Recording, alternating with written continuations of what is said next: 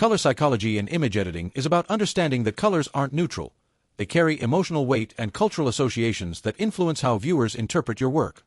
We're going to manipulate color temperature and saturation strategically to guide emotional response. Begin with the color balance adjustment.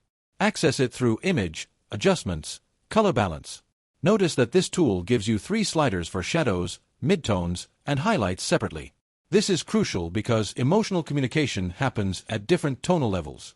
In the shadows, push the slider slightly toward cyan. Shadows inherently carry coolness, and enhancing this creates a sense of mystery or intrigue. In the midtones, move toward magenta or red depending on whether you want warmth or drama. Highlights should generally push toward yellow to maintain approachability and clarity.